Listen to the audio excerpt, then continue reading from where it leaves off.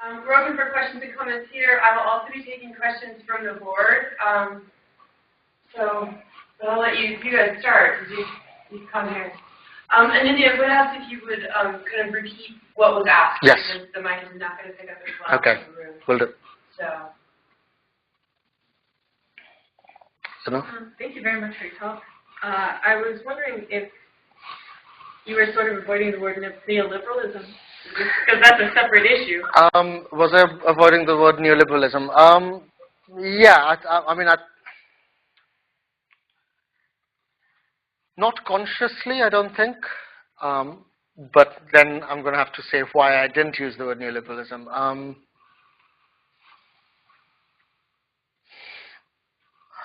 Particularly in light of Koch being stronger than what divides us. Yeah. Meaning an object being stronger than politics. I guess part of the reason why I didn't use the word neoliberal is I have a sneaking suspicion that neoliberalism is sometimes used to suggest that capitalism has fundamentally changed, where I don't necessarily think it has. And because I was thinking more specifically about categories of economic systems, I think neoliberalism does mark a shift in various ways. But one of the things I was hoping to do through the comparison of the railways and the Coke is to suggest that perhaps the differences are not as fundamental as we like to think. And perhaps Marx's analysis of capitalism in the 19th century is not as irrelevant as it sometimes is argued in the 21st century. Does that make sense as an answer? Thank you.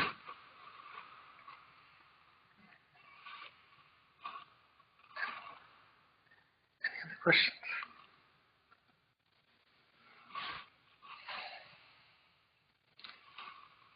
Yeah. Thank you very much for that. That was excellent. I thought what you were saying about the mechanisms that Koch is using to kind of sort of exploit these political situations is really interesting. And I'm very interested in the field of Coca-Colonization. Is there a way of resisting this? Because in a way, Coca-Cola has created something that is sort of keeps evolving to kind of 2.0, 3.0, to create this kind of fantasy that is sort of irresistible. It's very difficult to resist this framework, particularly when you've got such a large amount of consumers behind it. Is it sort of possible to even imagine resistance to these strategies, and if so, in what form? That's a really good question. So the question for the mic is it possible to resist sort of a colonization of Coke? Not easily.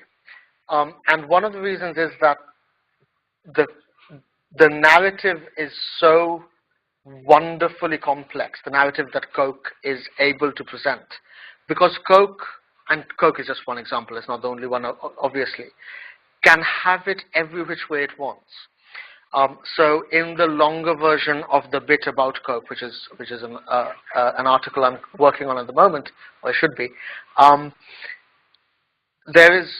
So I watched the Coke advert, and there's a Google advert as well, which is, if anything, even more sophisticated than Coke. It's better made than Coke, I think.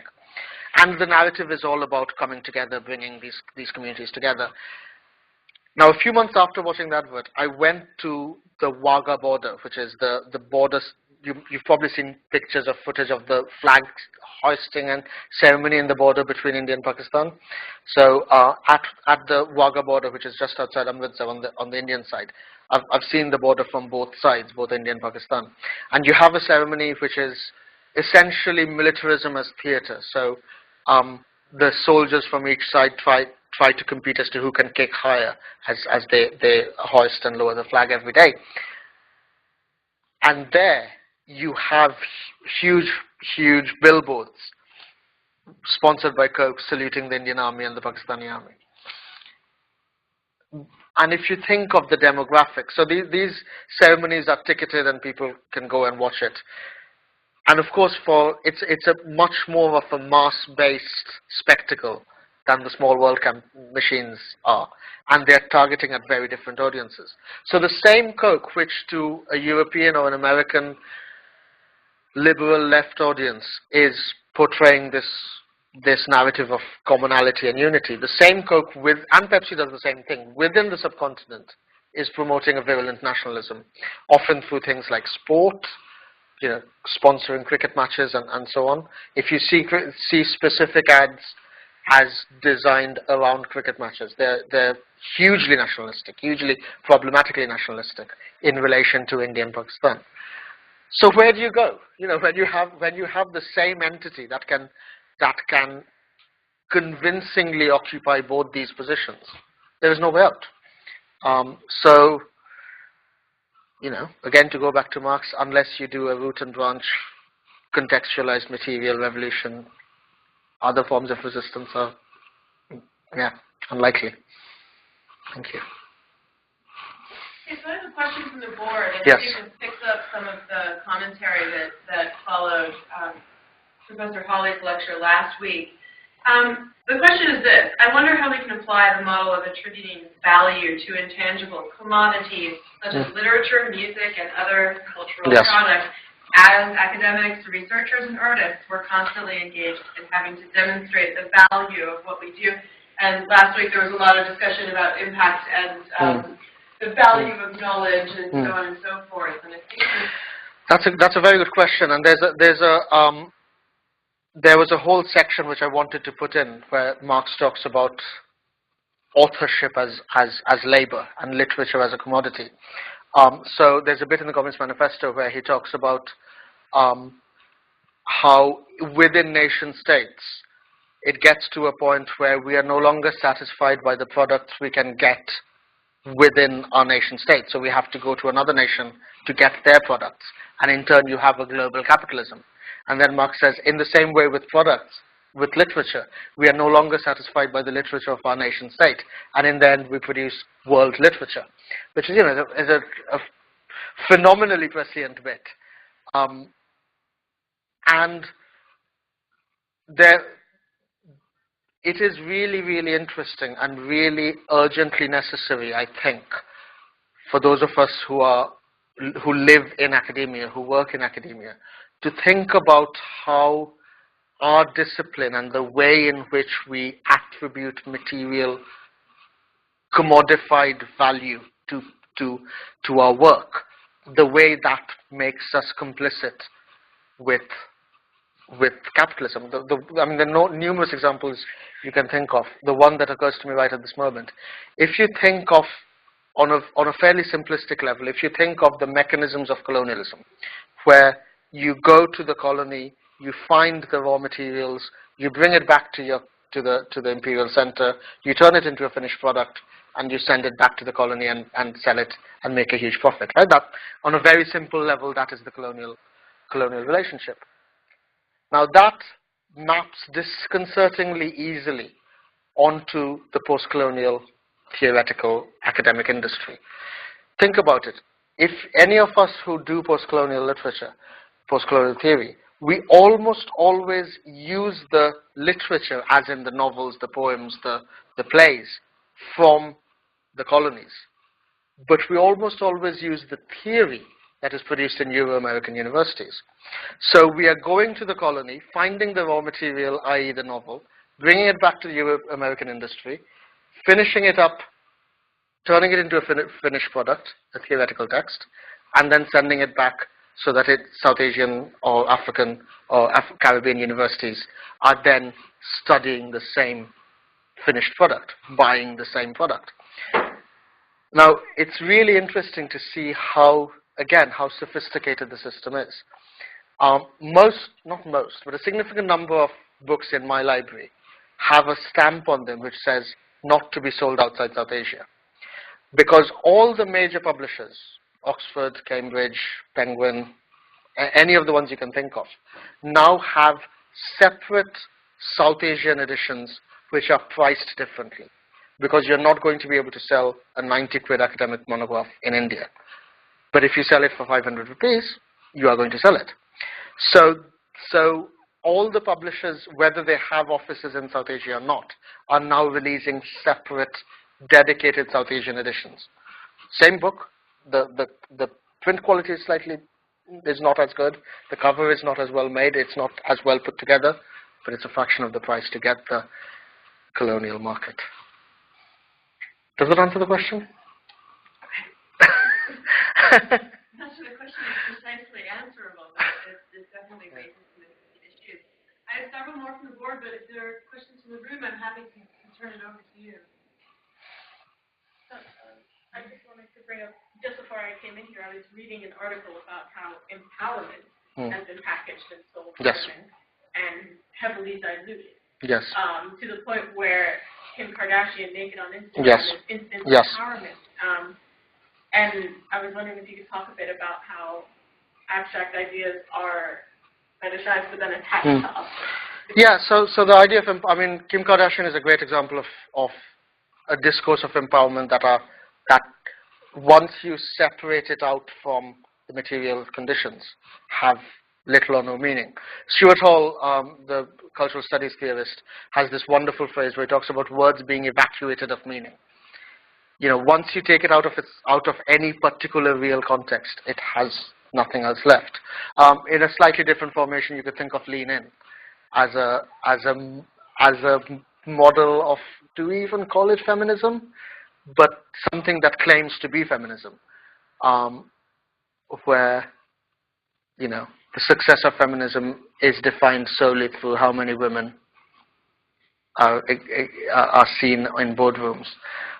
There's a brilliant book called Unspeakable Things by Laurie Penny, who says that the problem isn't that there are too few women in boardrooms.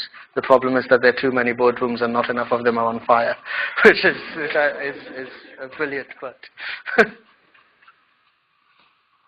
So I have a series of questions here. I have a question about the commodification or creation of fantasy via Coke in relation to the notion of hedonism or pleasure or an economy of jouissance in this narrative of kind of bringing people together. I wonder if you could speak a little bit to the creation of pleasure in these ads. Yeah, I mean, I guess I don't know necessarily if the ads. Yeah, I'm not sure if the ads create pleasure so much as a kind of complacent, feeling good about feeling bad thing. Because the ads are not. I mean, certainly Coke and even more Google. So the Google reunion ad is an even more interesting example in many ways. They are dealing with situations that are politically problematic.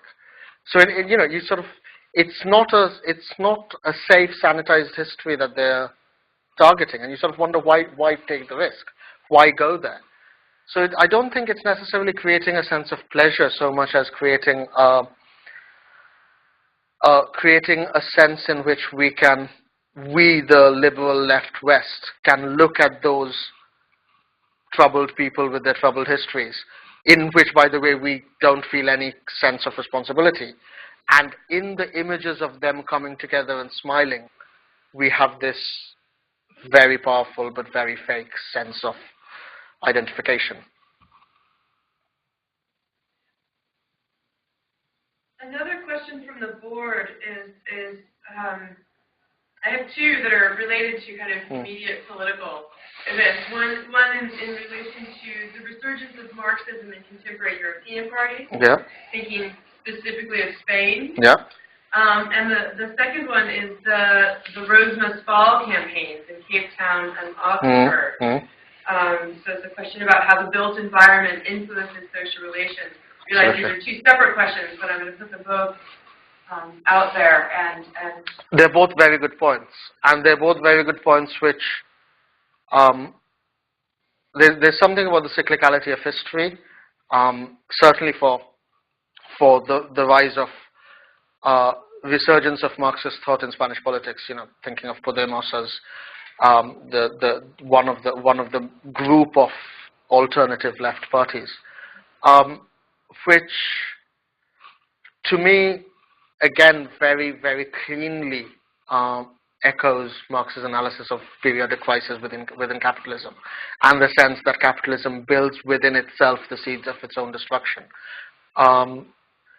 The built environment question is really interesting as well, because again, it's another example of the way in which, you know, the intellectual academic community is complicit with the same forces that we are trying to fight. You know, revolution is not going to come from universities, certainly not university staff. Students perhaps, but not staff.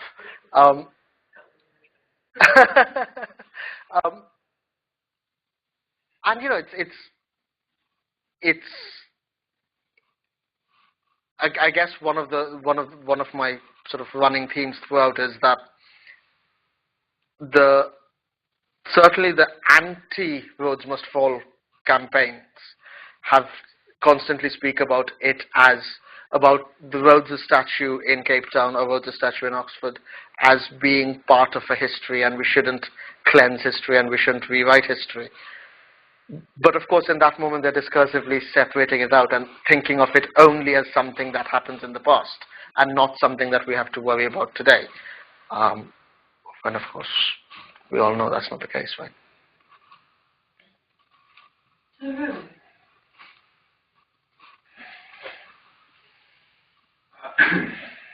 I was wondering if you could say anything about bringing together theory and praxis, particularly when you're talking about revolution can't come from us professors. Mm-hmm. But then, how do you imagine a way towards the material conditions or something like that without, in some way, indicating? It's a very, very good question.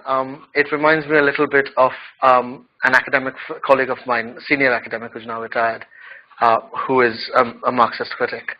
And he did a dissertation in Oxford, maybe 30 years ago, I don't know. And he has this wonderful story of trying to explain to his professor in Oxford the importance of uniting theory and praxis. And the professor was just didn't follow the argument at all. And then got really frustrated and said, let me just get this clear. Theory is thinking about something and praxis is writing about it, isn't it? Like, no, there is another world outside of thinking and writing. I mean, there is no way to answer that question without it sounding deceptively simple, which is part of the problem of a lot of Marxist thought. For me, I go to Gramsci and the organic intellectual, and what you need, you know, that wonderful point that Gramsci has, which is the intellectual is not a class. You know, the intellectual does not represent a class. So then, whatever class background the intellectual comes from, the intellectual will act in the interests of that class. So, as an academic, I'm not the proletariat, and therefore, while I might theorize about it and I might support it, if and when the revolution comes, I will not be in the vanguard of the revolution. You will need an organic intellectual from the proletarian class, and that is not as romanticized as it might seem. You know, there are lots and lots of examples throughout history of intellectualism coming out of working class conditions. So one very brief sort of random example, if you go to any of the Welsh mining villages in South Wales, pretty much every village has a working men's library, and these libraries have amazing collections of books, political economy, sociology, history. And these are not rich communities. They never were rich communities. So mining communities have shepherded over history, have shepherded their resources, brought it together in order to create a library where, and again, not romanticizing, this actually happened, where men would spend the entire day in the mines, and then after the mines would come back to the library and talk and study. And, you know, it's no coincidence as well that these are the communities that sent its highest number of volunteers to the Spanish Civil War, for example. And that's not to say that these were idyllic politically sort of perfect human beings who didn't have any problems or any prejudices of their own. But it is to say that it is possible to have that kind of organic intellectual. I don't know if that helps. Thank you. So I have a couple more questions from the board. One is a question about unity, and I'm just going to read it. Where does unity sit within a materialist perspective? It is often perceived as a desirable trait in work of literature or music, or even in an author's output as a whole. And thinking like consistency over an author's lifetime is prized as a reliable form of branding, so much that authors and publishers promote their work accordingly. So see, for example, biographies, selected works, withdrawn works, highlights. So where do you see the concept of unity, I think, fitting into your comments on branding, advertising, fetishism? Well, if we follow Marx in thinking about capitalism as a conflicting, contradictory system, then you can't have unity. You know, on that very basic level. If Marx is right in saying that the contradictions that exist within capitalism will become untenable over time, and it is those contradictions which will create crises which will eventually topple capitalism and bring something else. And if we also think about ideas as having to come out of the material conditions, then you cannot represent or reflect society, existing society anyway, and have unity of thought, I don't think. So unity would always then be an extraneous invention or an imposition, an illusion, ideologically motivated, which is why so many forms of unity are designed, I think, to, from a Marxist perspective, certainly to undermine class. So, you could think of national unity, you can think of racial unity, you can think of all the various other identity categories.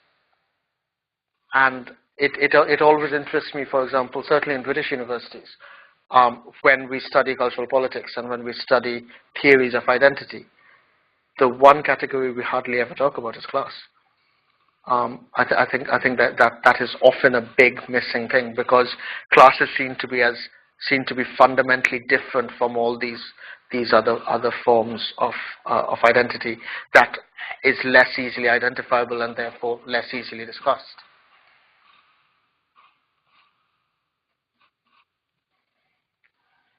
Okay, another question from the board, and then we'll move back to the room. But again, this is sort of long, so I'm just going to read it rather than trying to digest it and probably garble it. This isn't a mega question, but more a suggestion about how to understand what's going on in the Coke adverts.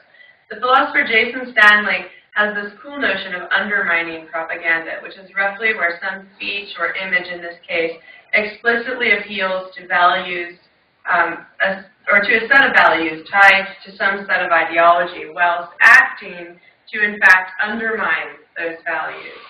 This seems like a nice way to treat this case. We might think that the adverts appeal to the values of liberal cosmopolitanism, whilst in fact acting to undermine the fulfillment of those values, like people having more freedom or borders actually being dissolved by solidifying an international system that's incompatible with those values. So the author admits that this is sort of, a gestural sketch, but I think it's an interesting thing to think about, the relationship of a kind of propaganda or a kind of ideology that actually undermines. Yeah, I mean, I have to admit I'm not hugely familiar with Stanley's work, so this would be speculation. But I think it leads to Leno's first question about neoliberalism, because I don't think, if I've understood the question correctly, then I guess my issue would be that I don't think an idea of liberal cosmopolitan identity is incompatible with a lack of borders, globalized, neoliberal capitalist world. So if I'm right in thinking that the questioner has put those two things as opposites, I don't think they are. So the values of so-called liberal cosmopolitanism are in themselves dependent on their own contradictions. Yes, and the value of or the values inherent in liberal cosmopolitanism all can be used to mobilize this apparently utopian, borderless world, in which you're never encouraged to examine differential access to borders or the economic class constraints behind that sense of cosmopolitan privilege. But as we know from your kind of neoliberal framework, yes. like that's exactly the opposite, right? Yes. Actually, the freedom, borderless yes. neoliberal world, or the free or borderless neoliberal world, is precisely built on expanding yes. disparities in wealth. Yes. Yes. Yeah. Yes. I had a question, comment. I was thinking of your idea of unity as an illusion. And I also remember, I think it was in his book Violence, but Zizek had the observation of proximity breeding contempt rather than unity. And it just makes me think of how self-defeating the Coke campaign is in a way to the ideas that it claims to bring about. I wonder if you could speak a bit more about just a lot of campaigns of bringing people together via food at Christmas, all of these different campaigns. John Lewis at Christmas, which this year did Moon and the Man and the weird girl looking at the man, and it was weird. Yes, yes. I'm not sure it is self-defeating. You know, on a very practical level, it isn't, because it is a phenomenally successful campaign. Yeah, and that's all Coke is interested in, right?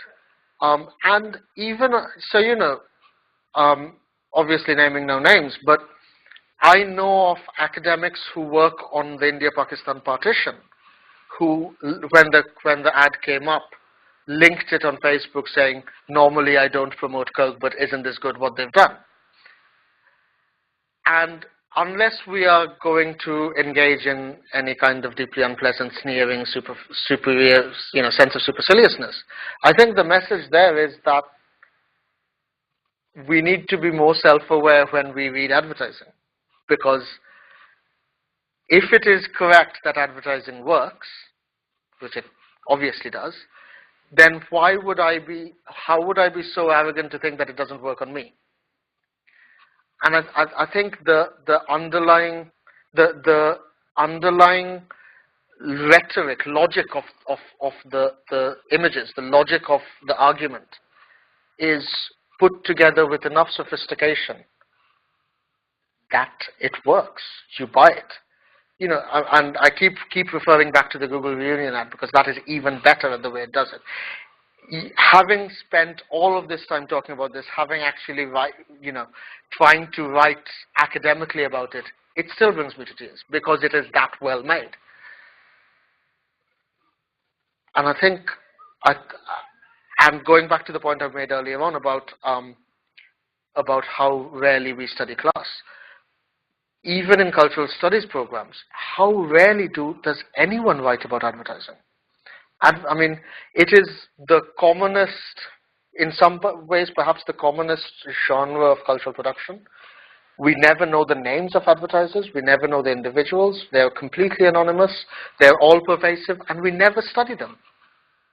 You know, it is hard to find scholarship, political scholarship from cultural studies, media studies backgrounds, which looks at advertising. They just don't exist, or not enough of them anyway. I think it's really interesting, I'm speaking for myself at this point, I think it's really interesting that you point out the anonymity of the people who create ads, also the people who create books. I mean, think about how many people actually go into the work of making a material book, and whose names you never encounter anywhere in the paratext of that book. Film is the same. I only very recently started sitting through every single credit of every film that I watched, but I used to walk out. You know, there's a lot of labor that goes into cultural production that we don't recognize and that we don't see as authorship, I suppose. Speaking from a kind of cultural studies perspective. Should we be? Should we be naming these people? Should we be studying them? Or does this say something about how we think of creativity or artists or authors or you know? I think it's the auteur. I think it's the cult of the auteur. The cult of the author as somehow individually as opposed to collectively contextualized. The auteur as an individual who creates this work of genius out of, you know, let's face it, usually his, but his or her own mind. And that is what we study, and we therefore don't study any of the, and that is true for academic scholarship as well as cultural production. You know, we're talking earlier on about the economics of academic scholarship. As I'm sure everyone who's watching online knows, the current government, current British government, and the previous British government have so much invested in making research open access, right? So apparently trying to bridge the gap between academic scholarship, publicly funded academic scholarship, and public access to the results, so that you don't have to pay 90 quid to buy a book. You should be able to read it anyway. Except this is the same government that is closing down public libraries everywhere. So, you know, we need to start thinking much more critically, much more rigorously about the ways in which governmental, institutional, at the governmental level, at the university level, institutional pressures on our work, the way in which our work is in dialogue with those pressures, both in terms of resisting and complicit, and the ways in which discourses of economics are used in order to regulate, rather than anything else, to regulate the kind of thought that comes out and the kind of thought that is considered scholarship. Yes, this speaks directly to an issue that came up last week where there were a series of questions, and too many for me to reiterate. They're on the message board. You can take a look. It's far too many for me to reiterate here.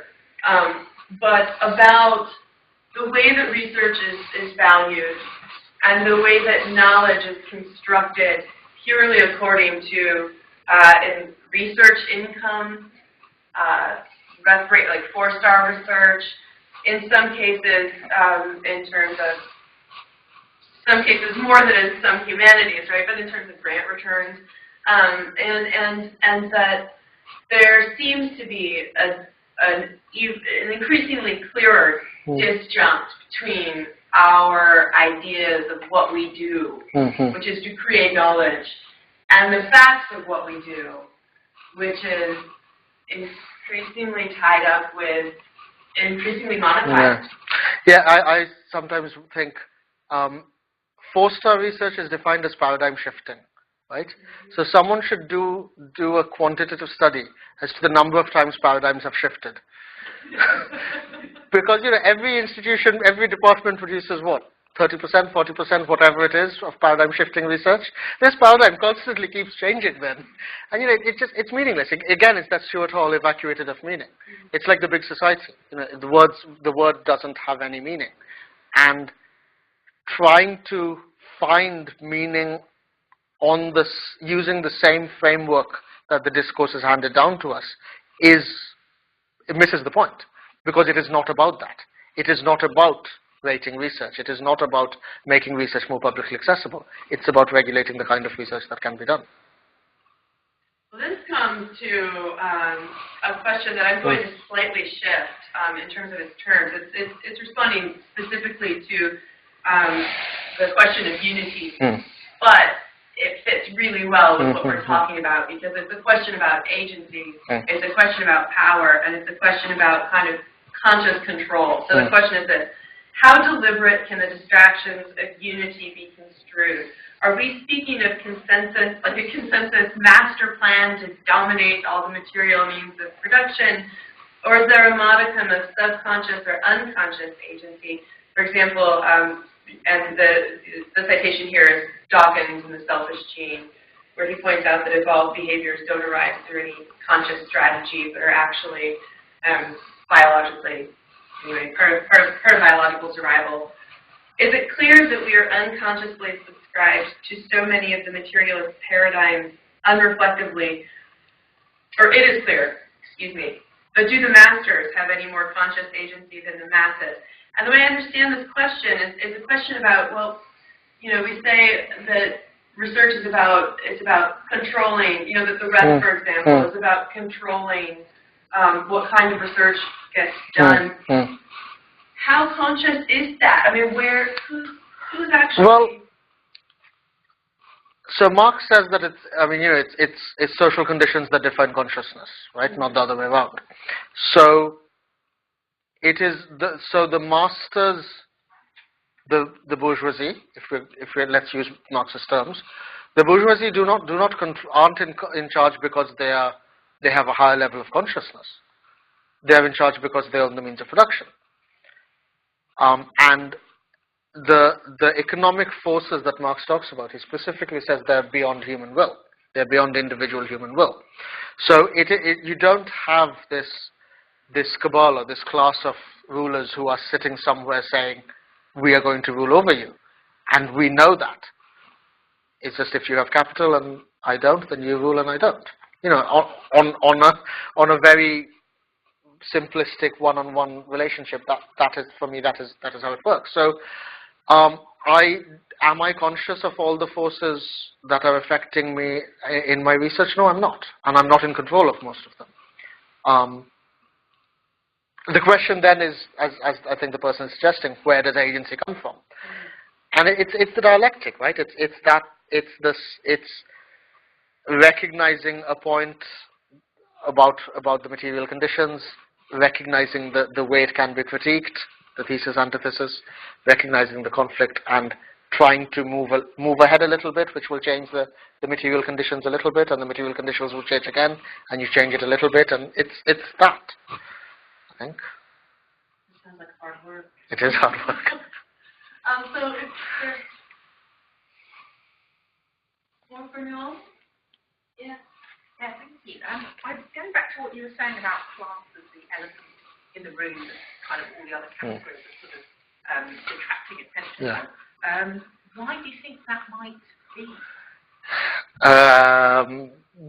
Because so if we are going to talk about a conscious ruling elite, then letting everyone in on the secret about economics and class is a dangerous thing. I think it is, and I include myself completely in this, I think it is both a matter of, both very unfortunate and not coincidental at all, that how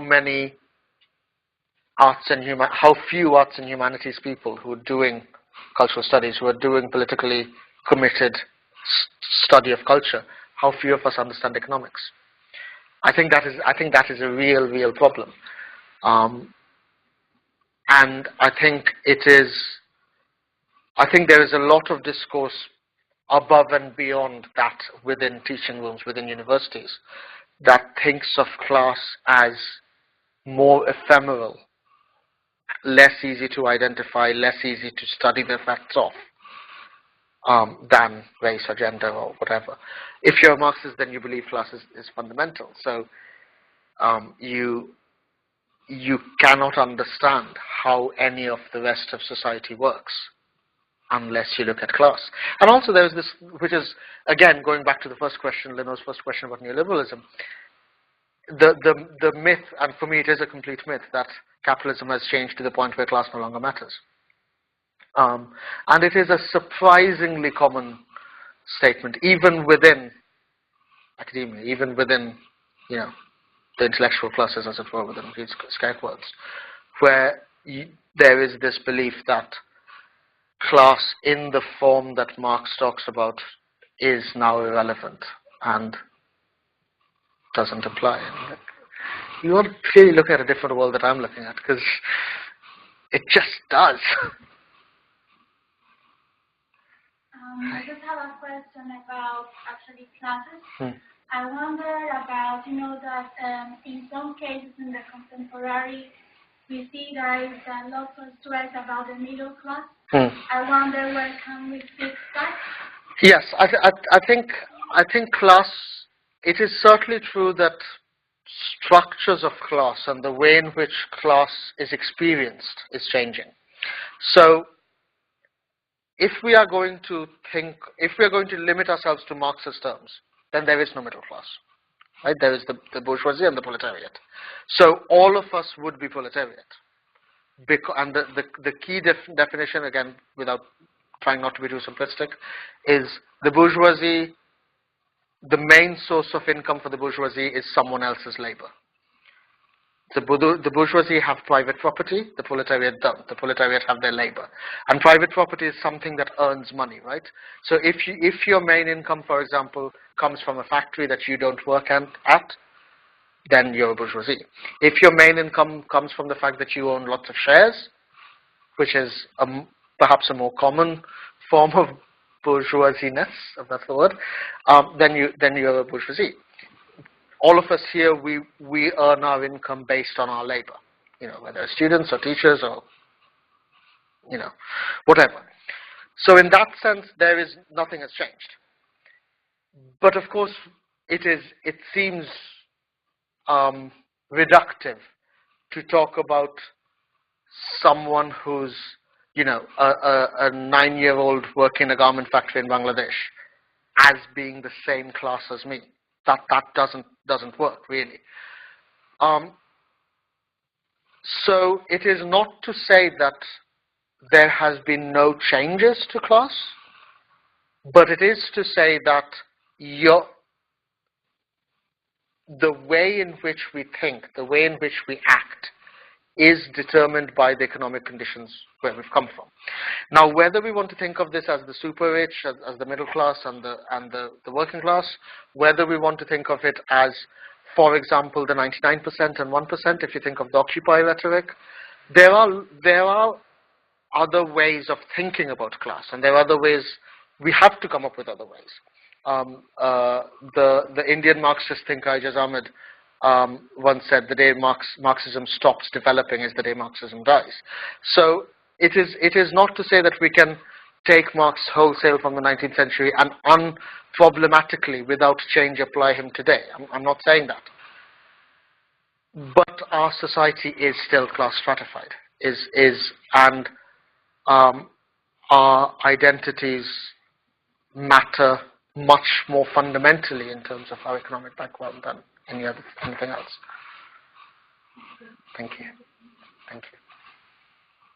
So I realize we're going a bit over, but we started a bit late, so I feel okay. I'm easy. You're okay. I'm good. I've got a comment from the board, and then actually just a couple of comments. Yeah. One is about the relation of your reading of the Coke campaign and kind of thinking about unity with some of the work that's been done in critical discourse studies on bottled water campaigns. Ooh, fascinating. Okay. Yeah, it's tantalizing. We probably can't get into it too much, but there's a study cited on bottled water campaigns as part of corporate social responsibility. So it's a kind of corporate social responsibility. So this is a slightly odd analogy to make, but I'm going to go with it, and hopefully it'll make sense. I say this as a fully paid up member of a trade union, right? I'm an active trade unionist. I'm a member of my trade union branch committee. But trade unionism is not political in the sense that it is not revolutionary politics. Do we fight for it? Yeah. Do we fight for better pay and salaries? Yes. But if we believe in revolutionary politics, do we believe that that is how we'll get the revolution? No. So, in the same way, if my union goes out on strike, I'm going to go out on strike with them and fight for it and believe in it and all of those things. If there is a way I think I can get Coke to make it, to do something for one particular village, and, let's say, so Coke in certain parts of South India have caused the water levels to drop to way below they should be because the water is being diverted to Coke. So if I can find a way of fighting Coke to get that to change, should we do that? Yes. But corporate social responsibility is not going to make fundamental changes. And I think that's the way I approach it. That just made me think when you're talking about the bottled water. of the rhetoric of eco-friendly products, where you literally will have canvas bags that say, "Buy me, I'm good for the environment," when they actually aren't good for the environment, or things that do not either have very minimal footprint or do zero for the environment, that are touted as eco-friendly and actively planting trees in environments. Well, can I? Two of my pet hates are fair trade and organic. So, you know, like, yeah, of course I can buy an apple for £3 because it's good for people and the environment. You know, I mean, the sense that the complete lack of awareness of privilege that is needed to be able to inhabit the organic fair trade. And fair trade is somehow even worse, because fair trade has managed to take what should be the norm and turn it into a premium product. Without labeling everything else as unfair. Yeah, I mean, you know, you should be paying all your workers a fair salary. Don't pay those workers a fair salary and charge me more for doing that. You know, it's so messed up. But it is so powerful as a discourse. It is so powerful as a rhetoric, like a discursive strategy, because it comes packaged with that. You know, I'm going to feel good about this because I'm a good person and I'm doing these things that. And you know, I hope I don't sound supercilious, because I'm absolutely including myself in this. We are all complicit, and yeah. I'm going to close with a note from the board, which is, first of all, thank you for a wonderful lecture and a fascinating discussion, and also next time this person is in a disagreement, unity is a utopian illusion will be coming out of the bag. But it's also a comment on libraries in the UK as formerly lucrative commercial operations. And so if public libraries then kind of put commercial libraries out of business, that's a certain kind of competition. But furthermore, the rise of public libraries for the working classes was very much born of the Victorian notion of philanthropy, a kind of cultural colonialism. So there's something artificial about a public right to free and here's where we come back to our own roles, open access to books or scholarly work. Well, so this is where I won't say take off my Marxist hat, because I think they're the same hats, but I put on my Foucauldian hat. And, you know, it's where there is power, there's resistance, right? So does the history of the public library involve a certain kind of paternalistic sort of colonial thing? Yes.